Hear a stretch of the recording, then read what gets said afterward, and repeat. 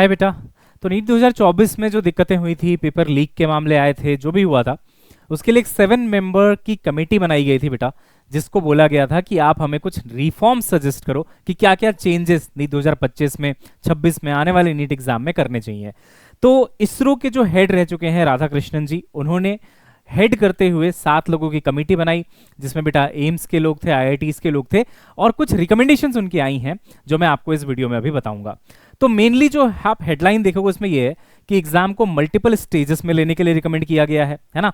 Paper को digitally भेजने के लिए रिकमेंड किया गया है, क्योंकि बहुत सारे हाथों से जब पेपर जाता था तो यार ऑब्वियसली लीक के चांसेस बढ़ जाते थे। और भी जो भी चीजें हैं इस पूरी रिपोर्ट में वो मैं आपको अभी बता दूंगा। ज्यादा टाइम आपका नहीं लूंगा बेटा, क्योंकि आप इन चीजों में भी टाइम वेस्ट नहीं कर सकते, क्योंकि कुछ भी चेंज हो जाए एक चीज जो हमेशा सेम रहेगी वो ये है कि आप पढ़ाई करेंगे और पढ़ाई से ही सिलेक्शन होगा। बट यस, जो भी ये रिफॉर्म्स होंगे ऑब्वियसली आपके प्रिपरेशन में इंपैक्ट डालेंगे, इसलिए हमें ये सब पता भी होना चाहिए, राइट। तो देखिए, सबसे पहले बेटा इसमें लिखा गया है कि जो एग्जाम है उसको ये कमेटी कह रही है कि ऑनलाइन आप होल्ड कराइए जहां भी पॉसिबल है। बट क्योंकि नीट में बहुत सारे बच्चे हैं और अचानक से इतने सारे सेंटर्स इकट्ठा कर पाना बड़ा मुश्किल है, इसलिए उन्होंने ये भी कहा है कि कोई बात नहीं, आप इसको हाइब्रिड मॉडल यूज करिए इसमें, जिसमें पेपर जो है बेटा वो डिजिटली भेजा जाएगा सेंटर्स तक। अभी क्या होता है, प्रिंटिंग प्रेस में जाता है, वहां से छप के निकलता है, फिर बैंक्स में, सिक्योरिटीज में, उसके बाद फिर स्कूल्स में, टीचर्स के हाथ में आता है। तो उनका कहना है जितने कम हाथों में पेपर जाएगा उतने कम चांसेस होंगे, या आप कह लो उतना आसान होगा आपके लिए पेपर लीक से बचा पाना। तो डिजिटली आप तक पेपर पहुंचेगा, कंप्यूटर स्क्रीन में पहुंचेगा, बट हाँ, आप जो आंसर कर रहे होगे वो ओएमआर शीट में ही कर रहे होगे। सिर्फ वो पेपर आने का जो तरीका है जिसमें लीक के चांसेस होते थे उसको ठीक करने के लिए ये रिकमेंड किया है। क्योंकि बेटा अगर आप प्योरली ऑनलाइन में जाओगे तो फिर बहुत सारे प्राइवेट इंस्टीट्यूशंस की भी हेल्प लेनी पड़ेगी। बहुत सारे प्राइवेट ऐसे सेंटर्स होते हैं जहां पे ऑनलाइन एग्जाम लिया जाता है, वो भी इस कमेटी ने कहा है कि प्राइवेट जो चीजें हैं उसका कम से कम यूज किया जाए, क्योंकि उनमें हम ज्यादा ट्रस्ट नहीं कर सकते। तो उस हिसाब से जो मुझे समझ में आया कि इस साल देखो ऑनलाइन तो बहुत मुश्किल होगा कि सारे सेंटर्स ऑनलाइन बना दिए जाएं और वहां से आपका एग्जाम हो जाए, बट हाँ, ये जो हाइब्रिड वाली चीज है ये हो सकता है कि इनकॉर्पोरेट किया जा सके, है ना। ये पहली चीज थी बेटा। दूसरा, इफ नीडेड तो मल्टी स्टेज में एग्जाम को किया जाए, लाइक जैसे जेई मेंस और जेई एडवांस होता है ये। तो ये आप जरूर लिख के बताना बेटा कमेंट में कि आपको क्या क्या रिफॉर्म ऐसा लगता है कि होना चाहिए 2025 में, या फिर आप चाहते हो कि 25 में ना हो, 26 वालों के लिए हो जाए, हमारे लिए ना हो। एक बार अपने थॉट जरूर रखना बेटा कमेंट्स के अंदर, राइट। उसके बाद बेटा ये जो 7 मेंबर्स की कमेटी है उसका नेम यहाँ पे दिया हुआ है, तो आई डोंट थिंक हमारे लिए बहुत ज्यादा वो इंपॉर्टेंट होगा।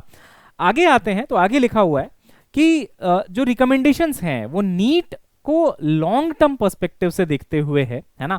ऐसा नहीं कि सिर्फ 25 के बारे में सोचा जा रहा है, लॉन्ग टर्म। तो ये थोड़ा सजेस्ट करता है कि जो रिफॉर्म्स हैं जरूरी नहीं कि इस साल से ही एप्लीकेबल होंगे, है ना, टाइम लग सकता है, बट लॉन्ग टर्म में ये चीजों को ठीक करने की पूरी कोशिश करेंगे, ठीक है। अभी देखो, वही जो मैंने बात बोली ना कि ब्रॉडली हम ये नहीं चाहते हैं बिल्कुल भी कमेटी कि आउटसोर्स किया जाए। एनटीए को भी अपना स्टाफ जो है ज्यादा से ज्यादा खुद का ही रखें, वो आउटसोर्स ना करें। जो सेंटर्स हैं वो भी प्राइवेट तक जाने का मौका कम लगे। जो गवर्नमेंट कंट्रोल्ड सेंटर्स हैं, एआईसीटी अप्रूव्ड हैं, वो अगर बने सेंटर तो ज्यादा अच्छा रहेगा, इनका ये भी कहना है, ठीक है। तो सेंटर पे हमने ऑलरेडी बात कर ली बेटा। अच्छा, अब आते हैं कि इसके बाद इन्होंने और क्या बोला है। तो ये जो मैंने बोला ना, ट्रांसमिट करना चाहिए पेपर को डिजिटली एग्जाम सेंटर पे, ना कि पेपर के फॉर्म में जहां पे लीक के चांसेस बढ़ जाते हैं। अब इस पे और डिटेल्स आना बाकी है कि एग्जैक्टली ये कैसे होगा। जो समझ में आ रहा है वो यही हो रहा है कि डिजिटल यानी कि जो सॉफ्ट कॉपी होती है पेपर की वही पहुंचेगी सेंटर पे, और वो देख के आपको कंप्यूटर के थ्रू या जैसे भी आपको देना होगा उसमें फिर आप आंसर लेकिन ओएमआर से कर पाओगे, है ना। तो ये चीज आइए निकल के बेटा। इसके अलावा देखते हैं और क्या है। अब थोड़ा सा ना यहाँ पे ये तो बात हो गई कि चलो मल्टीपल स्टेज में कराओ, जैसे जेई मेंस होता है, फिर जेई एडवांस होता है, ठीक है ना।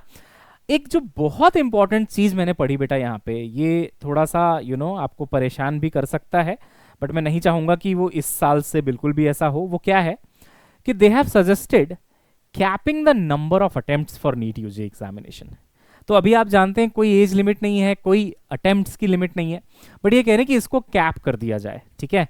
Candidates can take exams as many as times they wish, अभी तो ऐसा चलता है, बट इसको कैप किया जाए, ये भी इन्होंने एक सॉफ्ट सा एक बात आगे रखी है। अब ये लेकिन बहुत ही ट्रिकी चीज है बेटा, क्योंकि देखो स्पेशली इन 2025 बहुत सारे बच्चे हैं जिनका 24 में भी ठीक ठाक नंबर आया था, बट उनको तो कॉलेजेस नहीं मिल पाए। अब वो इस बार तो ट्राई करेंगे, उनका तो बनता है। तो अगर ये कैपिंग वाला इस साल से आ गया तो उन बच्चों के साथ तो बहुत ज़्यादा गलत हो जाएगा, है ना, क्योंकि कुछ ऐसा डिसीजन भी नहीं आया 24 में जो उन बच्चों को हेल्प करे जो 650 नंबर ला के भी उनको कॉलेज नहीं मिल पा रहा है हाई कट ऑफ स्टेट्स में। तो आई डोंट थिंक कि इस बार होगा, और होना भी नहीं चाहिए। हो सकता है कुछ लॉन्ग टर्म विजन हो इनका, तो ये प्रायर एडवांस में बच्चों को बता सकते हैं, इन्फॉर्म कर सकते हैं। आगे जाके ऐसा कुछ होता है तो होता है। आप भी बताना इस पे आपका क्या थॉट है। बट मैं तो बिल्कुल अगेंस्ट हूं कि इस बार तो बिल्कुल भी ऐसा सोचना भी नहीं चाहिए इनको, राइट। अभी तक तो जैसा चल रहा है चलने देना चाहिए, कैपिंग नहीं लगानी चाहिए। बट यस, अगेन रिकमेंडेशन है रिफॉर्म का, तो वो मैं आपको बता रहा हूँ, यहाँ पे लिखा हुआ है ना। उसके अलावा बेटा यही कुछ मेन बातें थी, है ना, जो इस रिपोर्ट में निकल के आई। तो मेनली देखा जाए तो वो चाहते हैं कि भाई या तो पेपर ऑनलाइन हो जाए या तो फिर हाइब्रिड मॉडल में हो कि पेपर डिजिटली पहुंचे, ओएमआर शीट में आप आंसर करो, ठीक है। ज़्यादा से ज़्यादा सेंटर्स खुद के हों इनके, है ना, जो गवर्नमेंट कंट्रोल्ड हो, प्राइवेट में कम जाना पड़े तो ज़्यादा अच्छा रहेगा। और एक ये एज लिमिट वाली बात, और नंबर ऑफ कितने बार ये एग्ज़ाम हो रहा है, मल्टीपल सेशन में हो, और जेई मेंस और जेई एडवांस की तर्ज पे हो। तो ये कुछ रिकमेंडेशंस हैं बेटा। आप एक बार जरूर बताइएगा कमेंट करके कि क्या आपको लग रहा है। वैसे मुझे नहीं लगता कि ज़्यादातर चीज़ें 2025 में ये अप्लाई कर पाएंगे। एक चीज़ जो मुझे लगती है थोड़ी सी कि हो भी सकती है शायद, वो यही है कि डिजिटली पेपर का जो ट्रांसमिशन है, ट्रांसमिशन मोड जो है पेपर का, वो शायद ये इस बार ऑफलाइन की बजाय ऑनलाइन रख लें। बट उसमें भी पेपर तो आपको देखो ओएमआर में ही देना है। तो आपकी जो पढ़ाई करने का तरीका है, टेस्ट देने का तरीका है, उसमें कोई बहुत बड़ा चेंज तो नहीं आएगा। आप ओएमआर में ही प्रैक्टिस करते रहो, बिकॉज मोस्ट प्रोबेबली आप ओएमआर में ही आंसर दे रहे होंगे। ज़्यादा से ज़्यादा यही होगा कि पेपर का जो ट्रांसमिशन का तरीका वो बदल जाएगा, वो डिजिटल हो सकता है। तो बेटा ज़्यादा देखो परेशान होने वाली बात नहीं है, ज़्यादा टेंशन लेने वाली बात नहीं है ना। पढ़ाई आप करते रहिए बहुत अच्छे से, उसमें हम आपकी पूरी मदद कर रहे हैं, और यहाँ से आप अच्छा करके निकलोगे, ठीक है। ये थॉट रखना मन में, विश्वास रखना और मेहनत करते रहना बेटा, चेहरे पे स्माइल के साथ, है ना। बाकी कोई भी अपडेट आएगा तो I will let you know, ठीक है। तो ये छोटी सी वीडियो आपको बनानी थी, आपके लिए बनानी थी मुझे, ताकि मैं आपको सारा इन्फॉर्म कर पाऊँ कि क्या क्या चीज़ें आई हैं। चलिए बेटा, मिलते हैं नेक्स्ट क्लास में, तब तक के लिए bye, have a nice day, see you soon.